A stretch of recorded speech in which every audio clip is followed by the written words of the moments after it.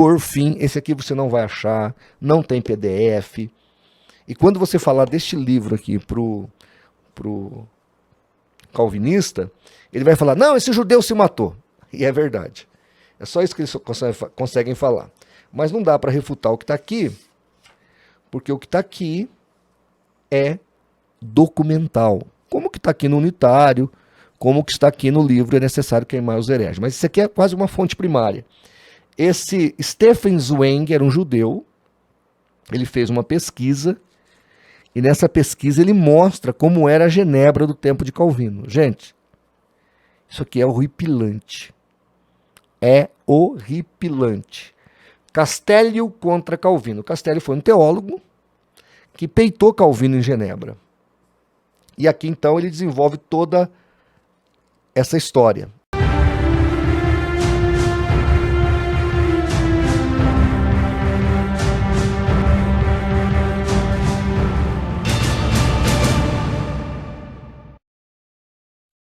Saudações cristãs a todos os irmãos no Brasil e no mundo. Me chamo Marcos Lopes, seja bem-vindo ao canal Resistência Apologética.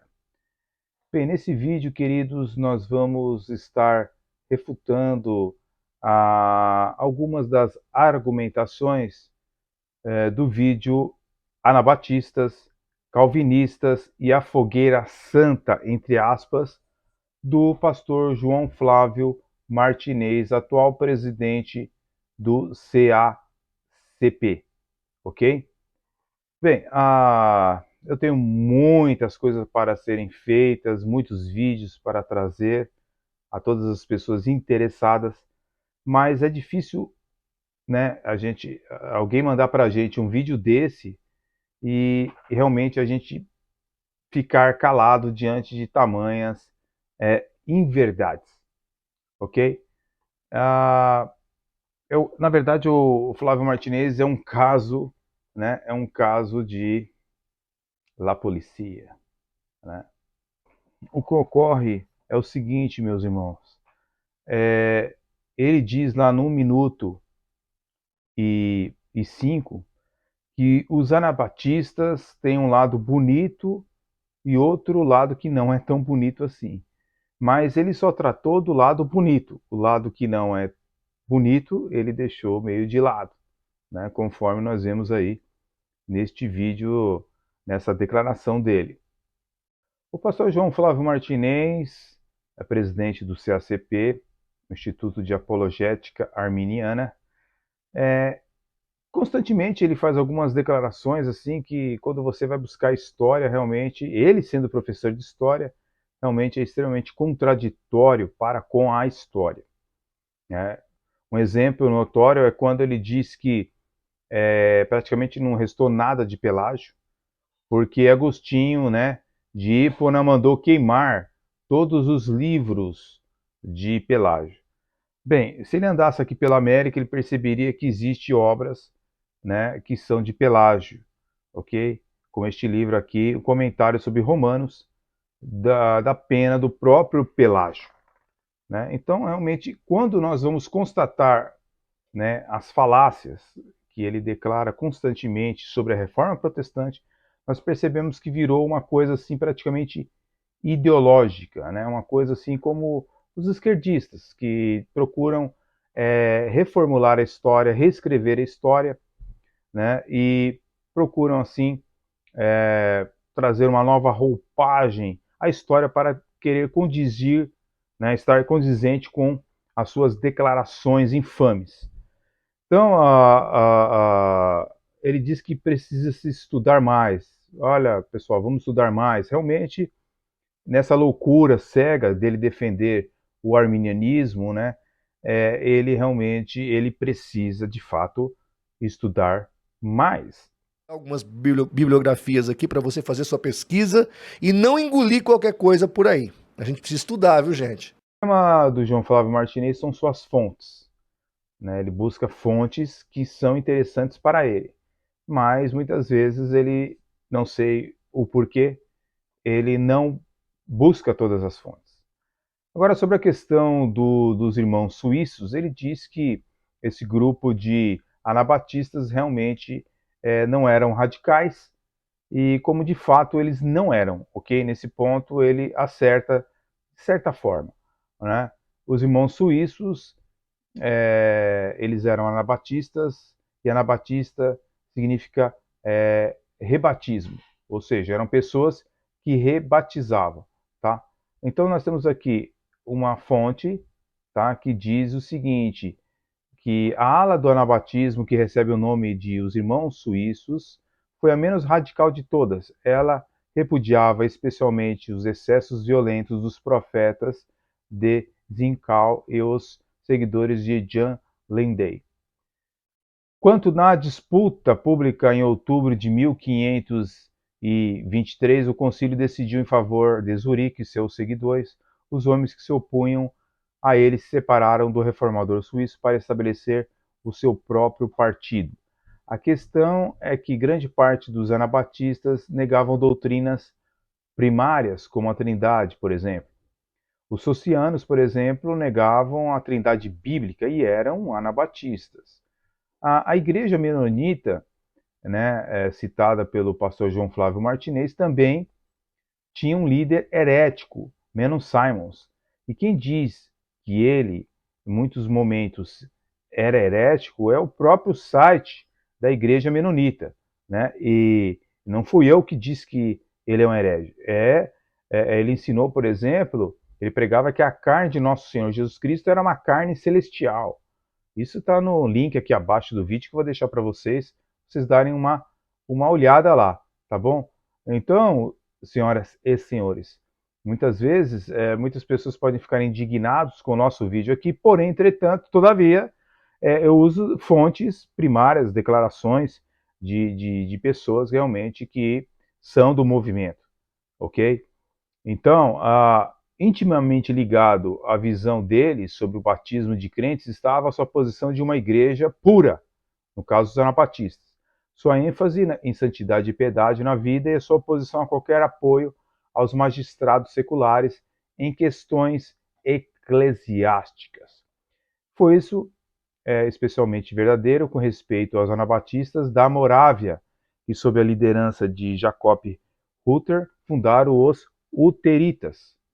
Hans Denk, um anabatista do sul da Alemanha, antecipou o posterior pensamento arminiano com seus ensinamentos de que a expiação de Cristo foi universal em seu escopo, embora eficaz somente para os eleitos. Bem, o catecismo de Wittenberg, né, ele foi escrito em resposta, inclusive, a essas questões dos anabatistas, ok? Agora, uma coisa que nos chama muita atenção é que Martinez, ele diz que haveria condições de fazer uma reforma protestante sem derramamento de sangue, sem guerra pela Europa. Olha, isso praticamente é utópico, não tem como, num período onde a Igreja Católica ela veio para cima dos cristãos, ok? Reformados. Você só tem duas saídas, ou você deixar eles matarem todo mundo, a sua família, todo mundo, ou você também se defender. Eu acho que biblicamente não há problema nenhum se defender, né? Evidente que algumas pessoas, como ele cita, por exemplo, Zwinglio, errou, está numa guerra ali, né? E ali acabou morrendo nessa guerra. Evidente que é errado essa situação. Porém, para autodefesa eu não vejo problema nenhum. Agora, quando ele diz que haveria condições de não ter uma guerra santa na Europa, é complicado. Eu disse o seguinte: muito antes de Calvino aparecer no cenário, anabatistas fiéis, e veja que eu coloquei anabatistas fiéis, lutavam pelo verdadeiro cristianismo, livre do Estado e do sangue. O verdadeiro cristão oferece sua vida, já os falsos ceifam as vidas dos seus adversários. Assim foi João Calvino. O texto abaixo é do livro História dos Anabatistas, editora Monte Sião, página 44. Está aqui, está até marcado aqui, ó. Tá? E aí a frase, olha a frase radical que eu coloquei aqui de anabatistas. Inclusive, aqui, irmãos, neste livro aqui, o autor, como é que chama aqui o autor? William Stipp, ele está falando do grupo dos irmãos, que é um grupo que saiu, eles eram seguidores de Zwinglio. Então esse grupo se desprende de Zwinglio, porque Zwinglio, Lutero, Calvino, eles queriam um protestantismo estatizado ou estatizante. E estes irmãos, que era o grupo dos irmãos, muito famoso na Europa, e diga-se de passagem, este grupo era ortodoxo, cria na Trindade e etc. Tá? A confecção de igreja deles era congregacional. Eles não aceitavam aquelas estruturas gigantescas oriundas do catolicismo. Então eles não queriam isso. E nem nenhuma ligação com o Estado. Tá? Então qual foi a frase desse grupo dos irmãos que o rapaz aqui disse que eu destilei o ódio. Eu destilei o ódio por citar essa frase, ainda ajudei esse testemunho de Jeová.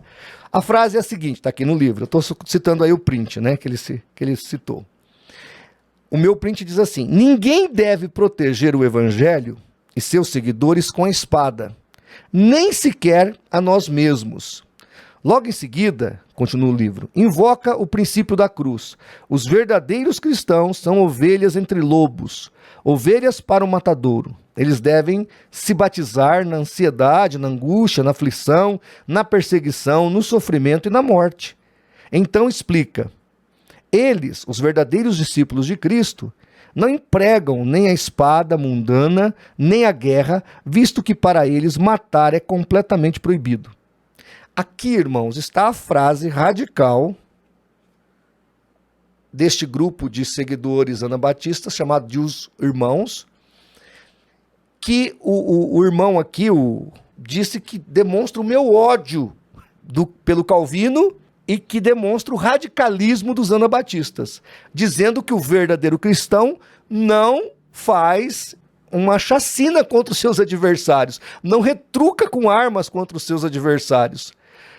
O que nós temos na Reforma Protestante é que houve uma guerra sangrenta e os protestantes, a priori, pegaram em armas e bateram de frente militarmente. Tá? Então aqui o texto que eu acabei de citar é um texto de irmãos protestantes que queriam uma reforma pacífica, que queriam uma reforma sem sangue, sem guerra. E era possível.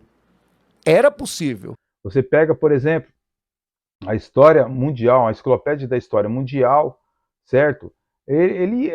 Ela mostra que isso seria impossível no decorrer dos séculos, antes mesmo da reforma, esse tipo de pensamento sem derramamento de sangue. Por quê?